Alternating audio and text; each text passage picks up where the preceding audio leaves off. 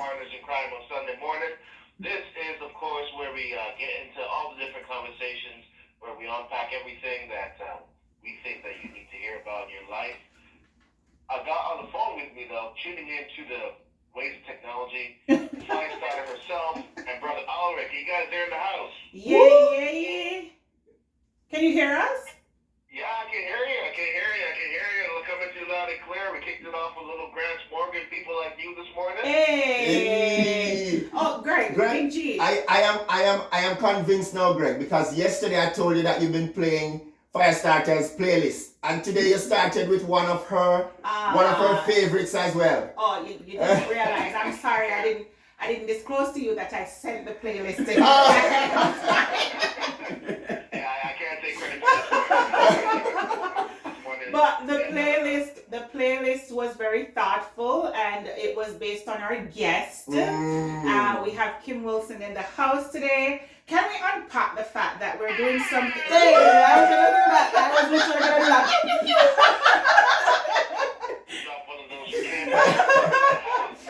that. Look, Big G, can we unpack the fact that we are doing something novel today? So for those who don't know or who haven't realized, my radio 580 FM have been going through some major changes for good reasons. And so we've had to be pivoting and navigating. So thank you for, putting up with our crazy ideas. I think yesterday and Friday we were going through trying to figure out how is this going to work, because we have our guests lined up and we wanted to have the video component, and you were like, you know what, let's make this happen. So for those who are listening, we have Kim Wilson in studio. We have myself, and they call me the fire starter. And we have Alric as well in studio. But the studio is actually at my office space here at Redefine Wellness. So thanks to Kim for coming through, and thanks to you, Big G, for coordinating the pieces in the studio so that we can make this happen. Pew, pew, pew. It should say pew, pew, pew. Yeah. Mr. Q. Well, we are a team. That's what we do. Of course. So today our topic is the sacred pause. And we're going to be looking at, when is pause healthy? What is the purpose of pausing? Because most of us are from that era where if we pause, our parents look at us and they're like, hey, go pick up a book while you're not doing something. Yeah. So many of us from our era aren't able to pause, but we have a guest with us who has used pausing as a strategic positioning to realign, to reinvent, to self-assess. And we're happy to have you in studio, Kim. Introduce yourself. It's amazing to be here. And I must preface, honestly, I don't know what the original setup was, but I love this. I love this. This is so warm, inviting, and it's like it creates that space for conversation. Yeah, Greg, she drinking soursop tea. Listen. So tell Mrs. Davis she drinking soursop tea. Where can we go to see the live in action video? Oh, you're too ambitious now. That's all right. We're making it work as we go. We're making it work as we go. But exactly. When the studio is here and finished, Kim's gotta come check out. Definitely, she's gotta come back. Yes, I will. It'll be an honor. But no, yes, so I'm Kim Wilson. I am a president for Marketing Defined, where I help entrepreneurs market their business with purpose and clarity. Right? So that's what we do. That's what we do. Yes. But the pause, it's so funny because Latoya, what you said, I use the pause strategically and all of that. You made it sound like I went into it knowing what was going to happen. I said that this morning. Like you make it sound like it was something that was planned, and it was part of this whole strategic outcome. It was not. It was in the hindsight. Right. Looking back, I realized what that time was. So Alric will tell you what his perspective on that was this morning, because he said the same thing, that pause must have been quite messy. So go ahead, Alric. Oh, well, you know what? We'll unpack that a little, but is there anyone that you'd like to shout out this morning? Yeah, absolutely. I want to shout out all my peeps. I want to shout out everybody from all over the globe. You know how they do Christmas time. You know, they shout out all the family members and like, you know, yeah. Greetings from across the From all globe. across the globe, sending one love from Kim here over in Edmonton. Okay. Shout outs, of course. And so this morning when we were talking about that pause, Yeah. I said, everybody, when they're looking back, Yes. gets to see the pause for what it is. Right.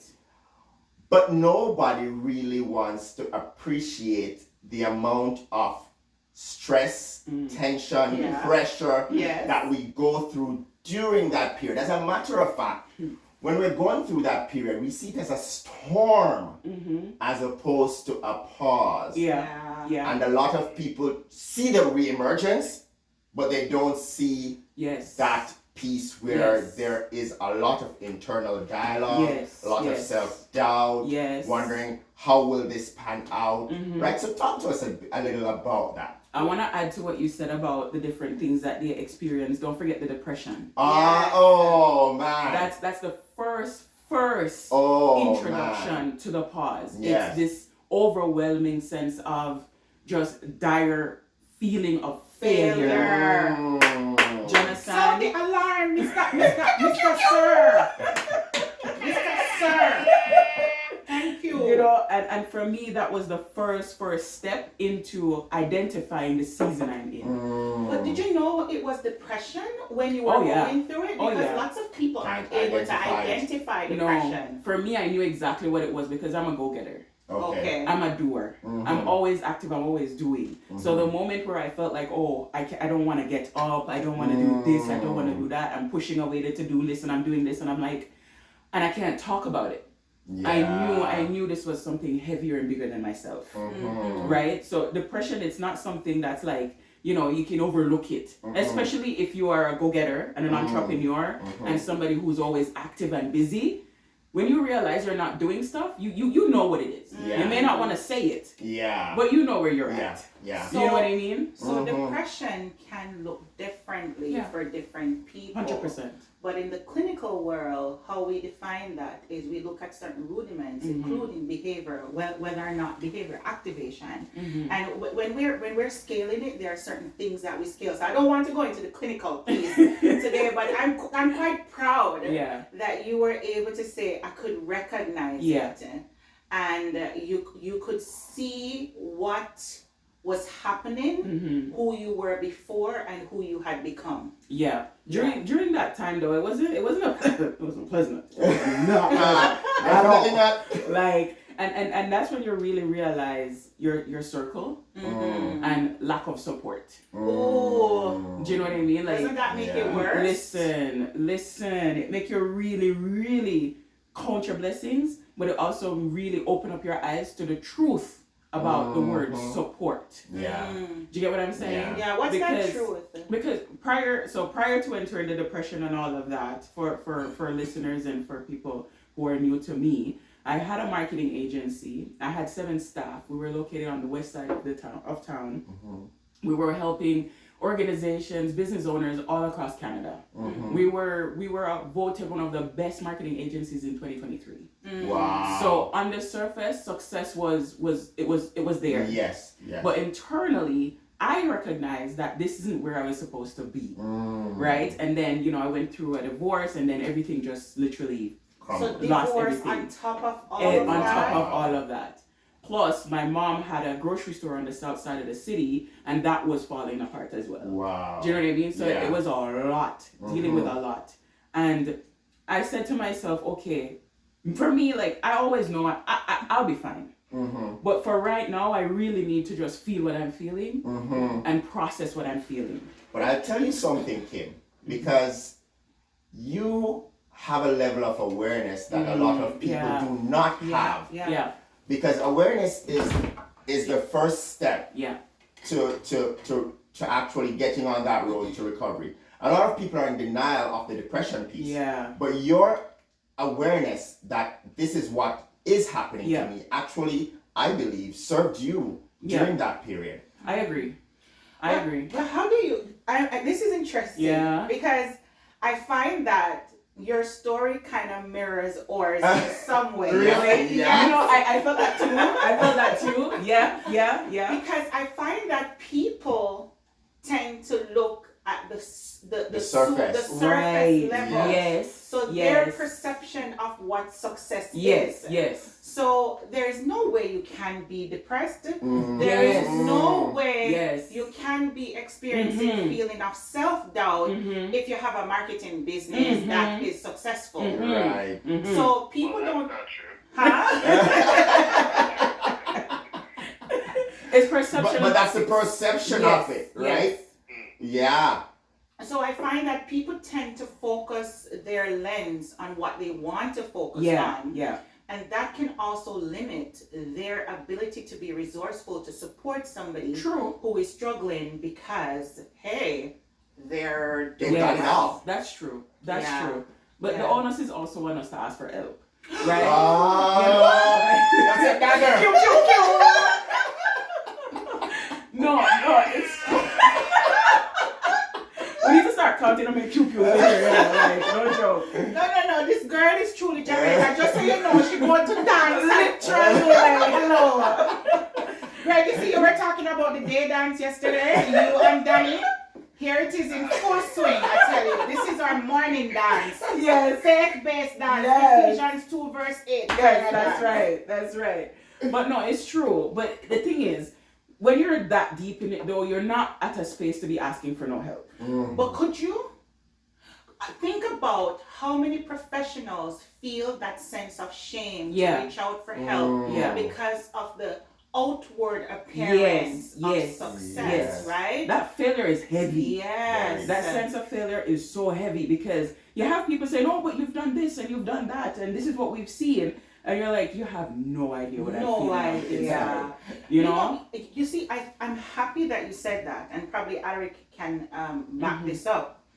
I have been saying a lot of my advocacy, especially for business professionals, being in the entrepreneur world, and I think meetups can attest to this as well. Yeah.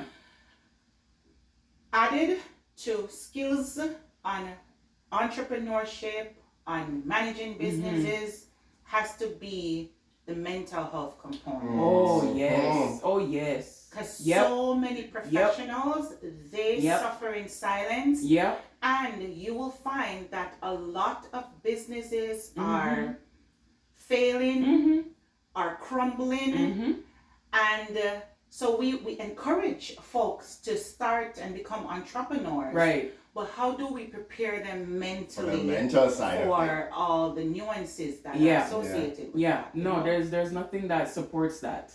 Hey, so there is I don't know how much time is left, but yes, we have time. We have time before the break. So first of all, I have to bring this in the mix. Go ahead. Can I just bring something? Go ahead. I'm gonna bring two things in the mix because Mix yesterday, Mr. Big G sent to my private phone a social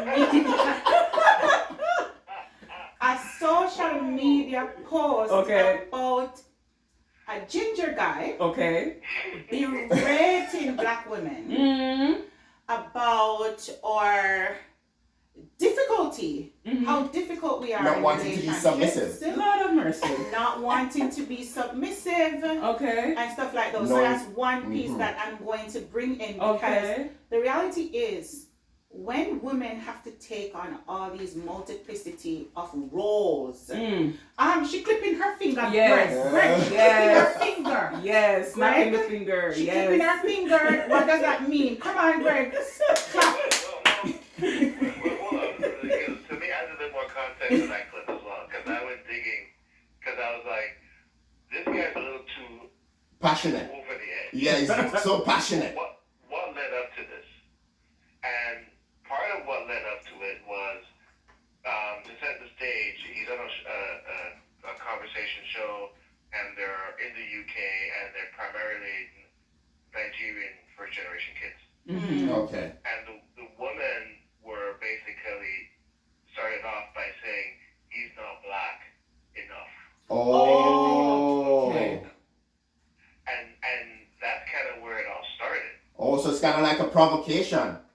Yeah. And so they pushed him over the edge, and to the point where it was like he black enough, and there's a problem that his girlfriend's not black, and so then he ripped into everybody. I don't agree with him ripping them the way he did. Yeah. But that provides some context. So that's a detour then, not necessarily because I looked at him. No, it fits in, right? Because you mentioned about like the pressure that women have as well. Yeah. Mm-hmm. But also within each other, the pressure to judge and not to judge each other. Yes. That's real. And that's where I was gonna go with Kim, right? Well, first of all, I am sorry for that ginger guy because my brother is fully ginger, so I do empathize. Like that just brought up so many so many traumatic memories for me because I remember even in Jamaica, my brother wasn't black enough. So we would go to school every single morning, go to the beach every Sunday morning for him to sit in the sun to get black. Aww. And my mother will polish his hair, and my mother would do everything for him to get darker. So his experiences were very, very negative. So I can see how his traumatic experiences can come out as anger. The difference though is that my brother was a girl's boy, and the girls the girls liked him. So what black, white, pink, purple, the girls liked him.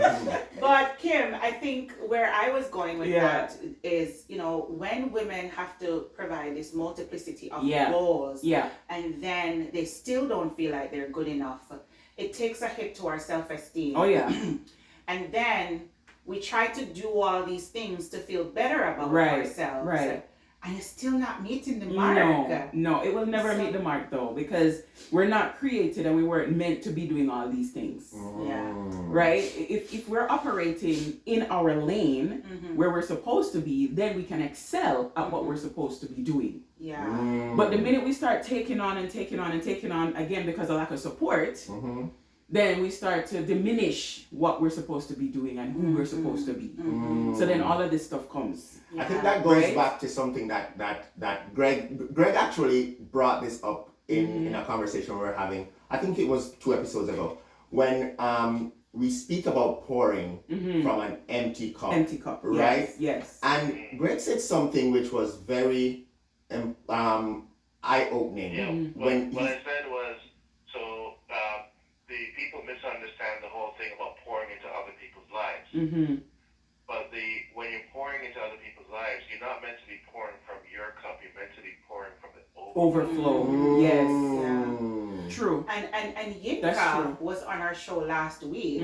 He's a business coach, and I wasn't on the show, but I listened to it, and he spoke about the detrimental impact of people not being able to self-reflect when they're going into businesses. Yes. Also having partners who aren't able to, create that balance, and how poor pathway in going in business can also have that negative impact on marriages as well, right? Yep. So, wow, wonderful. Right. So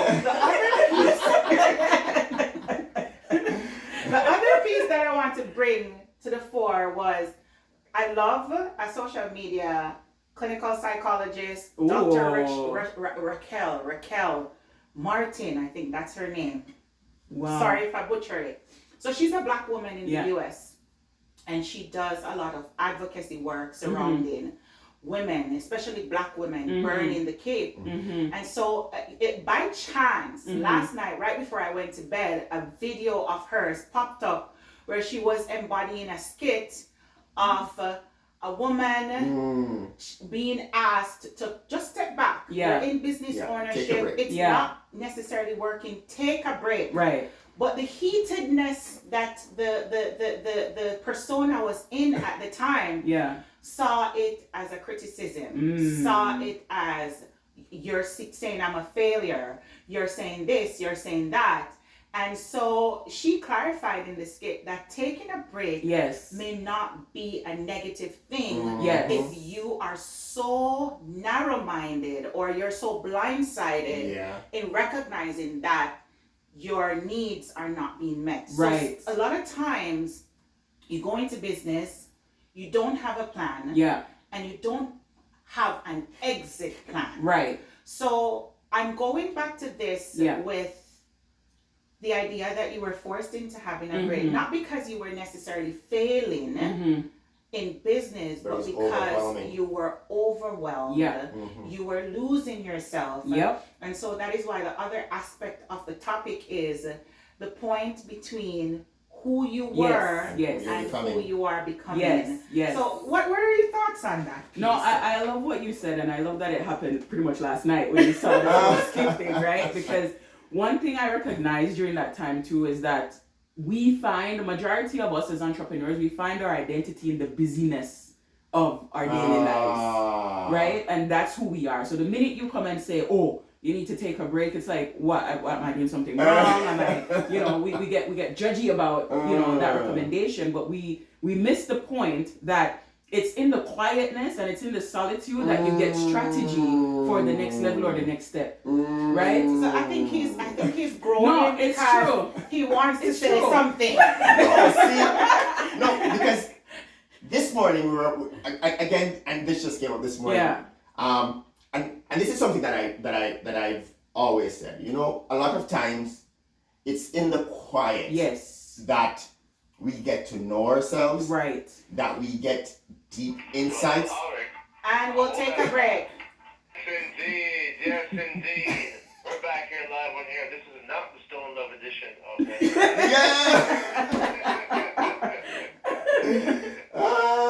I think you're having too much fun in studio.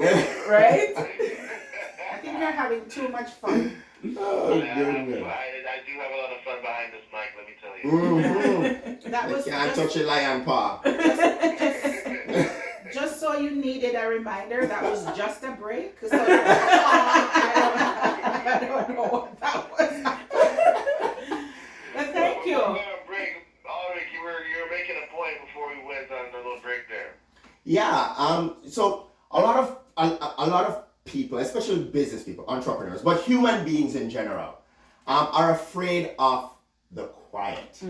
They're afraid of the period in which they have to face themselves and their thoughts, right? And so that period is normally when we get the most insights, we get the most downloads from source, and we also get to actually see ourselves, not with the labels, not with the titles, not with the qualifications, but we get to meet ourselves, right? Not the identity we portray, not the image that people see, and sometimes it's difficult to sit with that, right? And a lot of people run away from that. I actually was speaking with a gentleman this week that I support, and he's into the business. Like for him, it has to be going, right? And when he mentioned that for the first time in a long time, and I've been saying this to him, he got to sit with himself and be quiet. And he was very uncomfortable. Wow. But he said, I learned so much about myself in that 5 minutes. Wow. So it's where sometimes source takes us to where we need to be in order to be refreshed, right? Because the scripture says he leads us beside the still waters, right? Where he restores our soul. But while we're going through that, it's tough. Right? And I remember, and I talk about this a lot, when I was going through my battle with depression. And people would see a functioning person walking the streets. At the time I lived in Newmarket. Walking the streets of Newmarket, people would see a high functioning young man with a smile on his face, getting things done. Right. And that got me to start thinking too, how many other people am I walking by that are feeling the same way as I am? Right? And so how did you process that during that time to say, you know, I am going through this. I don't know probably where this will end, but how do I sit with this enough to be comfortable so that I know that there is a light at the end of the tunnel. How did that work for you? You know, Alric, something too I want to point out about what you said. Millionaires and billionaires, they strategically put time in their calendar to do nothing. Yeah. Do you know that? Strategically put time in their calendar of nothing. Yeah. And we're not there yet. But we think we can do everything all the time and expect to be where they're at. No, we need to take a page out of their book and schedule time in our calendar where we sit and just be. Yeah. So that we can get the ideas, we can get the strategy, we can get the direction, and we can know what to do next. If you're continually working on the business, in the business, where are you going to get time to work on the overarching vision of the business? But guess what, though? Wow. Many of those millionaires and billionaires have their mental health professionals working with them. That's true. They do their somatic healing. They have their coaches that they connect with. That's true. Most people who are starting to recognize the value of mental health are doing so because Prince Harry has started EMDR, or Selena Gomez did DBT therapy, right? Or this person over there did this, and so I think a lot of people are not recognizing that they are able to do that, because they are also putting value on the fact that yes, our physical health can be okay, but our mental health plays such a main role. So maybe it wasn't always that way. It wasn't. No. But we learn how to make those connections. We met with somebody yesterday. We were doing a little bit of coaching or support with a business owner yesterday, and he said to us, which was very heartbreaking, he said, I was well. Yeah. I'm in the best shape of my life. Right. But there are some stressors in my business that have caused me now to have some physiological symptoms that are inexplicable. And I'm like, okay, talk to me about it. And it was a whole therapy session. Yeah. Because you could see that there were things that he was struggling with. But because he can't talk to his staff about it. He is keeping that in. Of course. So I'm going to read something to you. Now I bring the clinical lens because I think that's why Big G and the My Radio FM team have called me on the show. So I think it's important for us to recognize. It's funny. I saw a client yesterday, and she did not know what PTSD was. Really? At all. Oh wow. Even though I could look at her and I could look at her symptom and I could say that there is definitely post-traumatic stress disorder there. But this was a Caribbean lady and she had no clue what she was going through. Not from the Caribbean. Right? Yeah, she's not. But one of the ways in which we assess the symptoms of PTSD is in 3 areas. We look at flashbacks or re-experiencing. We also look at reliving, the re-experiencing, and we look at the somatic responses, the fight, flight, fright response. I probably am not remembering every single thing right now, but those are the 3 categories that we look at when we're doing, when we're assessing anybody who has PTSD symptoms, and we use a proper scaling, right? Right. But the reality is, lots of people don't realize that when you are a victim of trauma, for whatever reason, we don't know. Trauma can be anything for any individual person. Relaxation, feeling bored, downtime to go to bed are 3 of the areas where all of the things that haunt you comes right back. All the memories. So a lot of people who have insomnia, that is when what it's associated with. You're afraid to relax because the moment you relax, your armor is down and the memories and everything that you're running away from comes right back to you. So when we tell people, and I tell my clients all the time, I am going into trauma processing with you if you are the sole earner in your family, because it does leave you undone. It really gets you to a place where you can be so immobilized by having to face those realities. So yes, you could have taken that pause, forced or not, there are many who aren't able to True. take that pause. That's Not true. because they don't want to, They can't afford to. but because they can't afford to, Yeah. because they're single parents, Right. or their families depend on them, and they have families back home that they're paying for. So there are several variables at play that prevents one from facing their realities. So they won't sleep. Anxiety kills them because the reality is this is not something that they can. So I'm going to read this quote before we go in. I always read it for my people. Crazy busy is a great armor. It's a great way for numbing. What a lot of us do is that we stay so busy and so out in the front of our life that the truth of how we're feeling and what we really need can catch up with us. True. Yeah. Congrats, Kim, for allowing yourself Yes. to face whatever you were running from. Yes. Because that is the first process in healing. The indigenous folks will tell you about the truth and reconciliation. You have to face your truth, right, and then you have to do what is necessary to reconcile with right. it. So, Alric, you had? No, I was going to kind of throw a little wrench in that, and not to disturb it, but being devil's advocate, because for how long can people run away from that? Because at some point it's going to catch up with them. Crash, and it causes the big crash. So that's the thing, right? It's not sustainable. No. Okay. There we go. So I always say to people, so numbing is a form of dissociation. So we numb because we have to survive.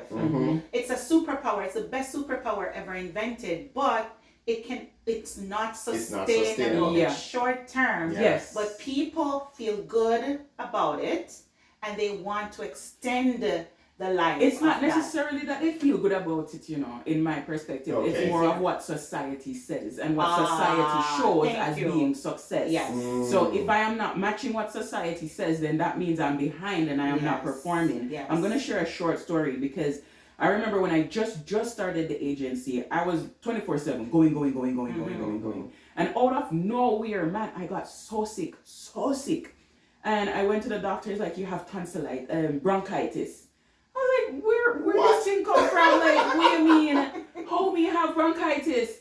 And it took me that week to realize that, you know what? If I want this thing to be sustainable, I cannot do it by myself. Yes. And that's when I realized I need staff.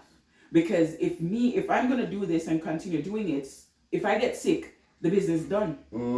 It stops right there. Yes. Right? And a lot of us, I find, we it's so hard for us to ask for help. It's so hard for us to delegate because I know what it should look like. I know how it's supposed to be. But there's multiple ways to get to the same outcome. And the next person may not do it the exact steps and in the exact process, but it is the same outcome. So why then do I need to be so controlling over this activity when it's taking more away from me than it's adding to me? Wow. Right? Yeah.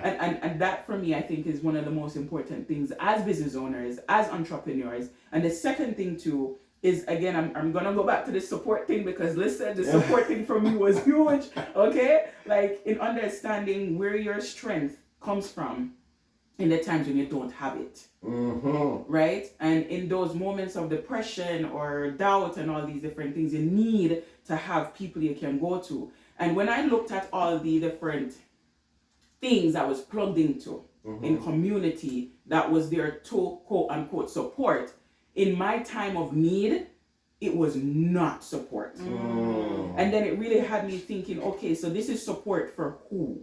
Wow. So I took myself out of almost every single thing. Yes. I was like, no. Because if I can't say I can call you or you to come and help me during this time, what is all of this for? Yes.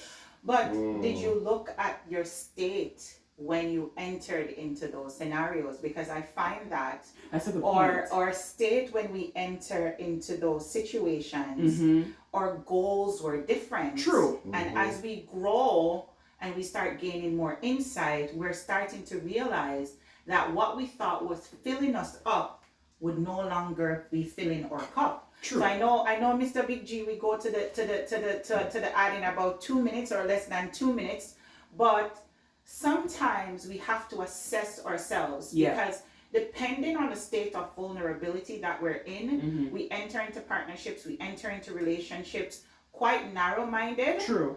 And as we start to grow, because we're not static beings, we're quite fluid, then we start to recognize, this isn't working for me anymore. And so what you find is people's critique is, she thinks she better than. Right. He thinks he's what? Yes. Oh, you outgrow us. It's not a matter of outgrowing. Yeah. But the reality is your needs have changed. Yeah. Yes. I always say to my couples, love language changes. True. Based So true. on the state that you're in. Yes, that's true.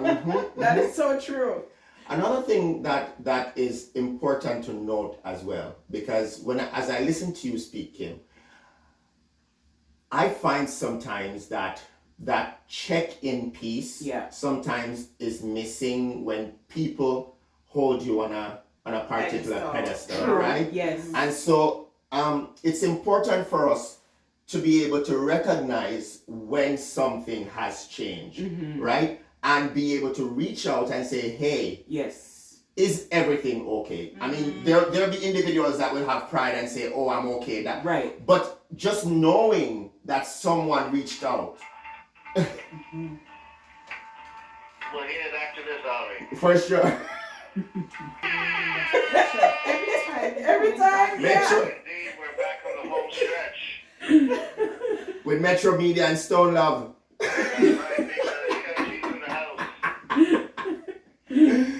Oh my God. And so just, Those that know. right? Those who know. Big G, the one and only, immortal. And so just before the break, just before the break, I was saying, it's important for us to check up on those, even if we think that they're strong.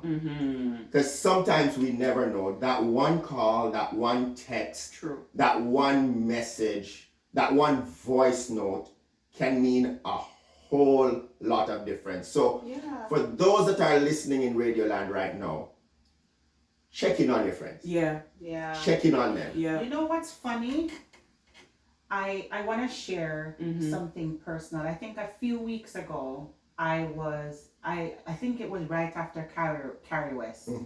So many things were happening, and so I took time off from work. Now my associates, everybody, my clients, they know I don't take time off from work. I go, and not because I'm only a workaholic. I know I'm a workaholic. I am a workaholic. Workaholic Anonymous.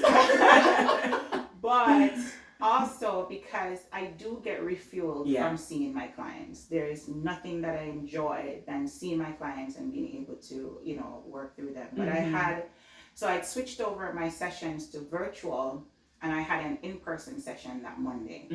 So I came in.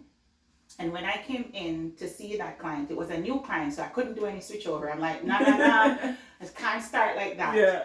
So I came in and I came through the back, and there were a few clients who had sessions with other associates who saw me come in. Mark you, these are not my clients. Right. These are just, they know me as a clinical director. I usually greet or whatever. So when I saw them, I came in and I said, hey, just so you guys know, I'm not 100% great today. So, not anything at all. And I came here and I just curled up in my sofa. And I woke up. I wasn't really sleeping, but my phone dinged. And it was an email from the client's wife, which I see. So I see the wife. So it seems the husband said, your therapist doesn't look great. And my client sent me the most thoughtful email, just bigging me up. And so I'm sharing with you that sometimes our support doesn't come from places that we invest in or we're looking for. That's true. And so that is a great segue into ensuring that, sometimes we're so blinded by where we are looking for our cups to be refilled. That's true. That we don't realize that it's being filled from other sources. Right? That's so, true. Just FYI. And talking about refills, because we talk about the pause, and we talk about the struggles during that period, right? But like anyone else, and we know the stories from biblical days. Moses had to go for his pause, right? Joseph had to go through his pause. Even Jesus went into the wilderness for his pause. But hello, there are other faiths. Even then, that's fine. And when I speak, I always speak and I explain to people that all religious beliefs have the same stories intertwined. I'm speaking from where I know, but you will be able to recognize in your faith what I'm speaking of. That these people always re-emerge, right? And the re-emergence normally comes with a bit of anointing. Yes. So talk to us a bit now, Kim, about what's been happening since that pause. Yes, my favorite part. No, but I want to preface, like, a lot of when we're going through this season of isolation and everything, like, or as humans, we say, okay, I feel buried. Right? Because you can't see past where you're at. Yes. The only thing you can see is what you've gone prior and before, right? And I feel like something that I recognize post the season of isolation is that buried and planted is two different words. Woo! Sound that, please. Pew pew pew. Hi, hello. We're going to have to. No, and I recognize that being buried means the thing dead. Yeah. Nothing can come from it. Yes. Right? Whereas planted is a setup for becoming. Wow. Do you understand? Fruits will come from being And planted. also dying to the old Exactly. version to have a rebirth. Exactly. And the dying part don't look pretty. Right. The dying part is dark. It's cold. Yes. It's lonely. Yes. Give me goose pimp. Literally. Right? And no, you have to recognize the season you're in. Because if you don't recognize the season you're in, you tend to want to prematurely make things happen. So you go ahead of your preparation season. Wow. Because that's what that pause is. It's preparation. Right? Because for what is ahead, you need to be prepared. You're and talking. you need those things that you need for that journey ahead. Yes. Right? So the time of pause is very strategic, the word you used earlier. Very strategic. But if you don't recognize the strategy, you miss it. Wow. Do you get what I'm saying? Yeah. Yeah. So during that time, I recognized, so then I took, like I said, I came off everything, off social media for a year and a half. Yeah. Yeah. I'm a marketing strategist. Which marketing strategist? Takes time coming off. off social media for a year and a half. Yeah. But I realized that I needed this because it's not just for myself. Right? It's for who I'm going to help afterwards. Lord, me dear, so we come on social media. I came on social media for like 4 years. Wow. And I run a business. See? 4 years. Yeah. No. A year and a half for me, off of events. Nobody saw me anywhere. Yeah. So that's why your event was the first. Your reopening was the first, like, coming out. Wow. Yeah, because a lot of people, a lot of people are like, oh, Kim, I haven't seen you in what, like 2 years? I'm like, wow. Where you been? I'm like, don't worry about that. So it's all of that. I say all of that just to shed little light on what it looks like when you're in that isolation season. Don't despise it. Really tap into it and see what you need to get from it. Because it's from there you'll be able to launch and grow and do the great things that you're supposed to be doing, right? So from there, I recognize, you know what? The marketing agency was great. Yeah. It was making money, yes, but it wasn't really what my passion was. Yeah. My passion is in teaching. Okay. My passion is equipped.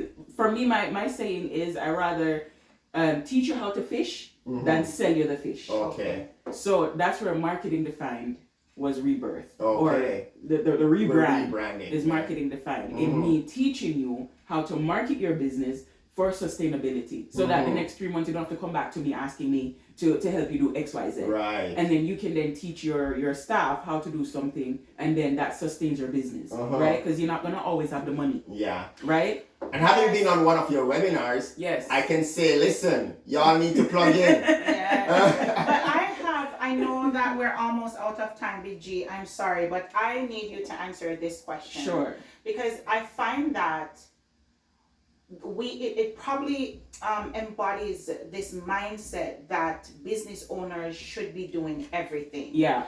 and we're not all great at everything. Yes. So it doesn't matter how many classes I go, there are certain things that I will never be proficient at in order to trust myself to do it. Yes. So I know that there are folks who bring bookkeeping stuff, there are folks who marketing this, marketing that, whatever the case is.